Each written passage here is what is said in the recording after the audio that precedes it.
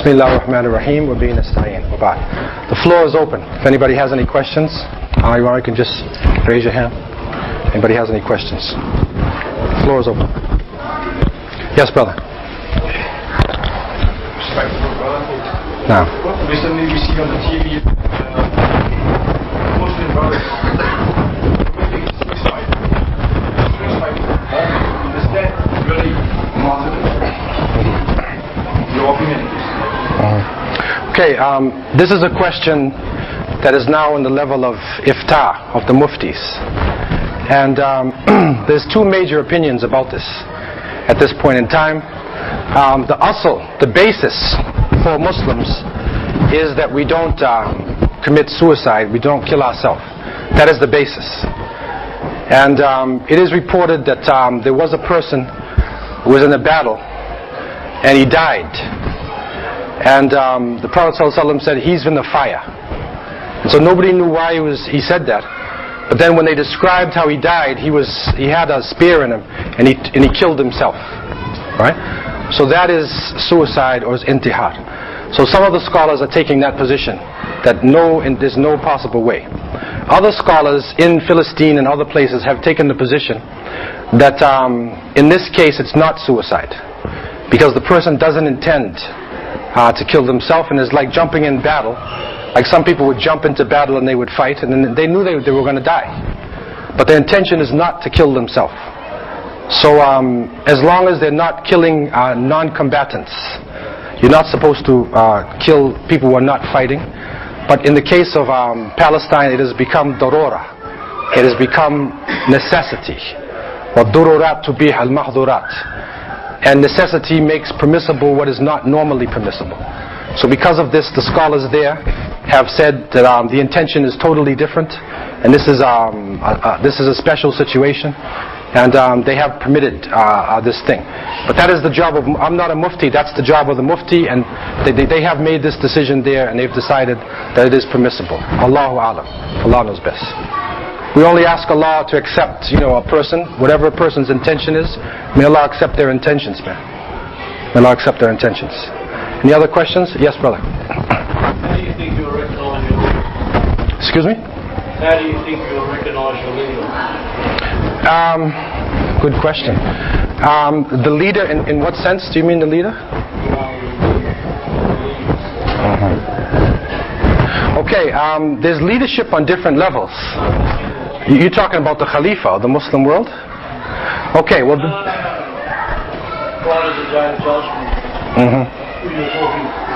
Okay, there are signs, there are hadith that point to the fact that there would be a person who would become, his name is the Mahdi. He's called the Mahdi. And his name is Muhammad, his father's name is Abdullah, and his mother's name is Amina, and his hairline is high, his forehead, and his nose is angular, and he's from the family of the Prophet ﷺ. And he will appear in between the Yemeni corner and the black stone. When the earth is filled with injustice, he will appear. وَيُصْلِحُهُ اللَّهُ فِي لَيْلَةٍ. In one hadith it said Allah would bring him together in one night. So the signs are general signs, and some people have claimed to be the Mahdi, but they weren't the Mahdi. There were people, one of the Khalifas in the Abbasid times called himself Al-Mahdi. In the Sudan, Muhammad Ahmed, who fought against the British, he also claimed to be the Mahdi. But he died. He was going to Mecca and everything, and he got typhoid fever and he dropped dead. So he's not the Mahdi. In 1979, there was somebody who took over the Haram, a group of Shabab youth. They took over the Haram, and they said their leader was the Mahdi, but he wasn't. So Allah knows best, but this person will come. One of the signs is that an army would come from the north and to attack him. And as it goes through Hijaz, right, coming from north in, the earth would swallow it up.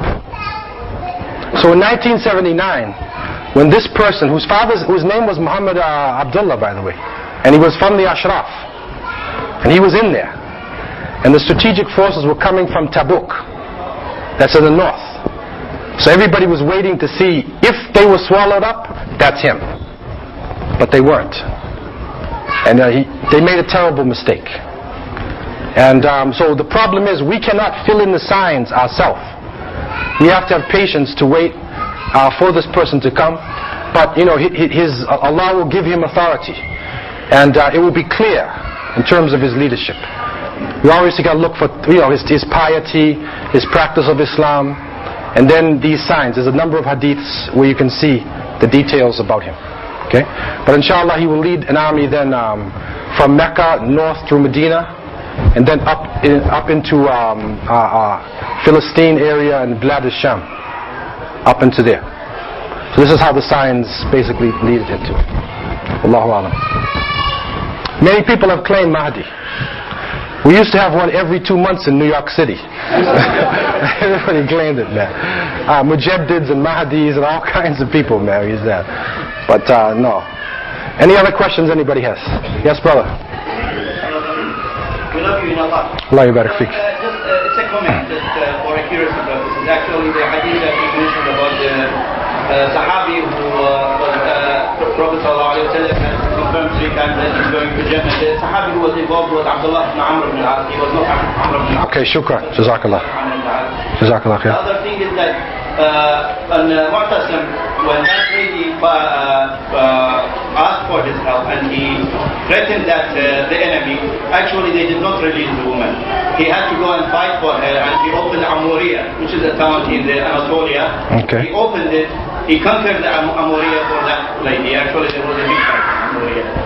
And the other thing is that there is a hadith sahih from Prophet ﷺ about the children and the non-combatants. Actually Sahaba had asked Prophet ﷺ, they said, in our battles we go to the battle and under our forces and with our weapons there will be sometimes women and children of the people that we are attacking die. What is our position in this? He said in an open way, he said أطفال المشركين منهم, that is in battle time. When there is kids and women, they are considered as part of the mushrikeen. The same thing, because in the battle time you cannot make this, and Prophet ﷺ knew this very well, and anybody who has fought a battle knows that very well. In the battle time you cannot just stop from shooting because there is a kid or something, because actually the mushriks are shooting you all. So you fight as they fight. And that's the way that you can defend your people, your kids and your children, if you done as they do. But if you don't do like they do, you will lose the battle totally. And that's why Prophet ﷺ said in an open way, explicit way, that the children of the mushriks are part of them in the battle. Yeah. Jazakallah khair. What I'm saying though is that the intention is not to kill them. The intention should not be to kill them. If it happens, it happens. But there are different, sayings when he sent out the Sahaba to battle, that the intention is not to kill them, but if it happens, it does happen. Any other verbal questions or comments anybody has? Yes. Go ahead. Yes, brother. Alaikum salam. As you know, brother, we can travel with the Jews everywhere. What advice for us, how we deal with the Jews in this community? And because there's some brother, they have some idea, says they can become Muslim. Yeah. And Allah says, what we can say for some brother, say the Jews is our brother, we can talk to them, blah, blah, blah. How we can advise them or advise us? Well, in terms of a person accepting Islam, whoever accepts Islam, we have to accept the fact that the person is Muslim, and you can't look inside of his heart and judge whether the person is or is not. And some of the Yahud in the time of the Prophet ﷺ accepted Islam. Mukhayriq, one of the Yahud, Mukhayriq, accepted Islam, and he was shaheed in one of the battles. So if a person accepts Islam, we have to accept the fact that they have done that and pray that Allah would guide him to Islam, whoever it is. In terms of our dealing generally with the people of the book, depending upon where you are, this is a question that goes heavily into, it's a political question. But in terms of our dealing, we can deal directly with the people of the book, and there's a difference between somebody who is from the Bani Israel or from the Jews and a Zionist. You have to separate sometimes Zionism from the religion itself. Sometimes it's difficult to do that, today especially, because of how widespread the power that it has over their minds. However, technically speaking, there is a difference. Because in Zionism, the people who developed Zionism are not actually religious people at all. Okay, so theoretically, we still do separate Zionism from the people of the book. So each person has to be dealt with on their own merit. At the same time, we're not naive and foolish, right? We still have to tie our camels in a sense. But in order to do da'wah, you have to be able to go out and talk to people, man. We have to face the public. We can't hide inside of our corners anymore. We have to come out in the open. And if there are some people out in the public, who we don't like, or who are different than us, still it should not stop us from spreading the word of Allah subhanahu wa ta'ala, and then openly, coming out with our Islam. Because there's so much propaganda against Islam today that it's important for us to express ourselves publicly and express ourselves openly in front of people without any fear or worry about who we're dealing with. Allahu Akbar. Any other questions anybody has? Yes, brother. You just give us a brief of the American Muslims. How do they organize themselves and the likelihood of influencing the American? What is happening in America is that because when the slaves were taken from West Africa, about 30%, at least 30% of the slaves were Muslims. And so within the heritage of African Americans is a strong connection with Islam. And so there are large amounts of African Americans who are accepting Islam now. And also because the freedom and the equality that Islam gives, Allah has willed that African Americans would enter into large groups. But the new policy being used in America is not just divide and conquer, it's confuse and conquer. So a number of organizations in the name of Islam were raised up and financed in America, and they spread ideologies un-Islamic in the name of Islam. The biggest one was the Nation of Islam, whose leader was Elijah Muhammad. And he said that, it was apartheid system in America. Just like in all of the colonies. And the darker you were, you're on the bottom. The lighter you are, you're on the top. So Elijah Muhammad is a black nationalist leader, a tribal leader. He turned it around. And he met a man by the name of W. Fard Muhammad. Nobody knows exactly where he came from. Some say he came from Lebanon. Some say he came from Turkey. Some say actually the FBI released their reports. After 50 years, they released their reports. And the FBI said that he was half Polynesian, Maori, the Maori people in New Zealand, that his father was Maori and his mother was European. And he was being used by the Japanese in order to bring African Americans against the U.S. government in the 1930s. It was before World War II. So he taught that, I think he was Ismaili or something like that, it sounded like. But he taught numbers and things like Ismailis. And he taught that Allah was a man, well, Iyadu Billah, and so there's a spaceship flying around. And every 144,000 years, one of the scientists becomes Allah. This is what he taught. Now, nobody knew Islam in America, right? They didn't know Islam. And so, but he also taught you should be clean, you should stand up for the truth, right? And he said that black people are the children of God, and that white people are devils, created by an evil scientist named Yaqub. Okay? Now, of course, these things have nothing to do with Islam. But there was so much racism in America that the people believed him. And he also taught self-respect, independence, and so they joined this organization. And until a man by the name of Malcolm X, or Malcolm Little, joined the group, and he became the greatest speaker for Elijah Muhammad. But he was a very sincere person. And he found out that Elijah was a liar, a kadhab. And so Elijah kicked him out the organization. Malcolm went to Mecca. And there, he saw real Islam. He saw white, yellow, brown, black, all together. And he said, Elijah is a liar. And he returned to America and he was teaching real Islam. And he was assassinated by the combined forces of Elijah Muhammad and the government in 1965. In 75, Elijah died. And so his son, Warith ad-Din, took over the movement. And he started to come towards Islam. Now, their practices, their 5 pillars of Islam. This is how the enemies of Islam did in America. They had 5 pillars. The Shahada is wrong. They said Allah is a man and Elijah is the last prophet.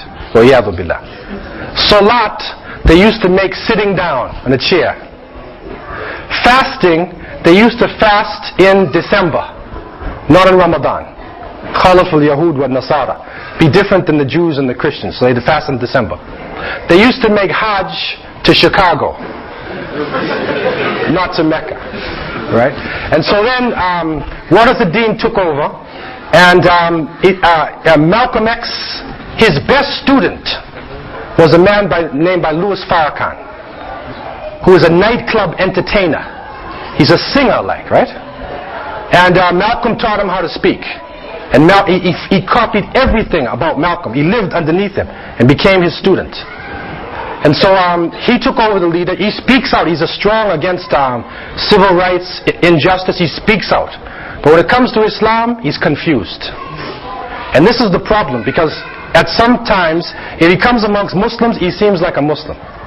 If he goes amongst his group, he changes back to Elijah Muhammad's teachings. So this is the problem. And the only thing what is being said today, there is a magazine, a paper called The Final Call. That's their paper. And on the back of The Final Call, it says, what we believe. Now one of the points, I think it's point number 1, it says, we believe that Allah appeared in the person of W.D. Fard Muhammad, the Mahdi of the Muslims and the Messiah of the Christians. Okay? If he changes that, then that means they have really changed. But if he doesn't change the paper, and he doesn't change their belief in Elijah Muhammad, then they haven't changed. He came here to Australia and to different places, and he speaks openly. He stands up for the rights of African people, Aboriginal people. He does do that. We have to give him that credit. He speaks. But we know that he could be used, he's being used to give the wrong impression of Islam. That's the problem. The majority of African Americans are Ahlul Sunnah wa Jama'ah. It's the majority. About 70%. But the one that comes in the newspaper is the Nation of Islam. But the majority is Ahlul Sunnah wa Jama'ah. So alhamdulillah, Islam is now spreading, and more people are, even just one boxer, he just won the world championship or something, Hassan Rahman. Okay, he's a Muslim. His father is an Imam. He's he's Muslim. Okay, not that we don't believe necessarily in the boxing the way they do it, right? But unfortunately, Muslims, they need a hero, right? So when he won the championship and he said, why did you win? He said, it's the power of dua. He said, because of Allah, publicly. Okay, so that has had an influence there, and we hope that Allah would guide him and guide Minister Farrakhan and these people, to the truth. But inshallah, they can't stop the word of Allah now. It's spreading all over the place. It has entered into the Indian reservations, also the Hispanics, the Spanish-speaking Hispanic people. They're also coming into Islam now. Also, Euro-Americans are coming into Islam. There's a number of Euro-Americans now who are good scholars of Islam, and who are in America and spreading the teachings within Islam. So inshallah, there's a strong future ahead for us in America. Yes, brother. What's the situation in Latin America? In Latin America. Okay, in Latin America, you mean like South America, right? I mean, Central South America. Yeah. Okay, I was in Brazil about 4 years ago, in Sao Paulo. And in Brazil, there are more Lebanese in Brazil than in Lebanon. There are more Syrians in Brazil than in Syria. There's a lot of Arabic-speaking people, man. All Venezuela, Argentina, all over the area. But unfortunately, the majority are not necessarily practicing, but they're there. There are masajid that are there. So there is potential for Islam to spread. In Brazil, there is a section called Bahia in Salvador. In the Salvador region, the Bahia, in 1835, there was a slave revolt. And the slaves were from West Africa. They were Hausa and Yoruba. And so the slaves revolted. And they were so powerful that the Portuguese sent them back to West Africa, or some of them. Just let them go back. And so the descendants, the children of these revolutionaries are now coming into Islam in large numbers in Salvador. So in Guyana, in British Guyana, in Suriname, Dutch Guyana, there's a lot of Muslims. There's a revival of Islam. There's a lot of Muslims there. In Venezuela, Caracas, there's 100,000 Arabs in Caracas. Big masjids, there's communities, everything is there. You know, so more dawah efforts need to be made to take it to the people. This is really the problem in many countries. We haven't given the dawah properly to the masses of the people. This is really what we face everywhere now. How to give the dawah to the people. It's critical. Allahu Alam. Any other questions anybody has? Yes, brother. You mentioned leading to globalization. You have the internet and other resources. Do you have trustable resource just to argue by the name of Islam to say don't read this magazine or don't trust that book? Do we have resources? Have that resource on the internet? Yes. No, well, it's internet, whatever you Well, there are different websites on the internet where there are Muslims who are responding to the attacks against Islam. Yeah, but if I'm not wrong, it's over 30% of website area which is by the name of Islam, but actually when you read under music, it's actually sponsored by Christians. Yeah, there are some dangerous sites. And maybe the groups like ISNA and people who are on the site would know. I got the list once myself. There's a whole list of sites where the people are Christian missionaries and they say like true Islam and stuff like that. So you go into the website, you think it's Islam, but it's not. They even have a gay Muslim site. They have this thing there, you know. And we have this problem in Canada too. They call themselves min alaq. They're always talking about this blood clots and alaq and stuff. So they formed a group and they came to us in Toronto and they said they want to have a masjid, their own masjid. Because what happened in Toronto, I don't know if it happens here, but the gays are all in one section. They have a place where they pick each other up. So there was racism, so all the brown gays were all together. Right. And so then the Muslim ones, they found themselves together and they went to a community center and the government gave them a grant. And they said, you're a minority in a minority. And so they came and they called me and they said that we want to have our own center and we call ourselves Min Alaq, which is Gay, Lesbian, Bisexual, Islamic Support Group. That's what they call themselves. So they said, what is the position of Islam on homosexuality? They asked me this. It's a newspaper, right? So I said, put my name in the paper. The position is death. And we cannot change Islam. But then they said to me, and this is a question you got to consider. They said, what happens if a homosexual comes to the masjid? What are you going to do? So we said, Inna Allah yaghfiru dhunuba jami'an. Allah forgives all sins. If he's serious, and a person came to me, and he came in the office and he said he was homosexual and he cried. And I said, what happened to you, man? And he said, my father abused me. He's a Muslim. So we felt sorry for the boy. I said, brother, you know you're sick? And he said, I'm sick. So he sent him to a Muslim psychiatrist so he can work through his problem and then bring him back into the masjid. So anything can come now these days. Anything's going to come at us. But we cannot allow, in the name of Islam, gay masjid to come. We cannot allow this, man. And they're trying to do this. Last summer they had what they call Gay Pride Parade. Do they have that in Sydney here? Because Sydney's a target city, right? In Perth. Toronto they had 750,000 homosexuals. Right? And they said, we're queer and we're here. And we're not going away. That's what they said, man. And they're marching in the parade. And the mayor of the city came out and marched with them, man. Even the time of Lut alayhi salam, you probably hear nothing like this, man. And then the mayor marched with them. And then they had a float for each religion. And they had some Muslim float called As-Salam. And Muslims were out there, man. And in Toronto Board of Education now, they are teaching homosexuality in all the subjects. They said they have a new rule where the teacher must talk about homosexuality in every subject. Even in math class. How can you talk about math? John and Jim equals Joan? I don't know, man. I mean, how can you talk about it in math, man? X, Y, and X and X, I don't know, man. So, you know, but so the Muslims are in a state of like frenzy now. They're in frenzy, man. Because of the liberal nature of the government, right? It's so liberal. It goes with Zionism. And really it seems like, Allahu Alam, when Dajjal has his army, right, who's going to be mostly Yahud, there'll probably be homosexuals with him too. Wallahu Alam.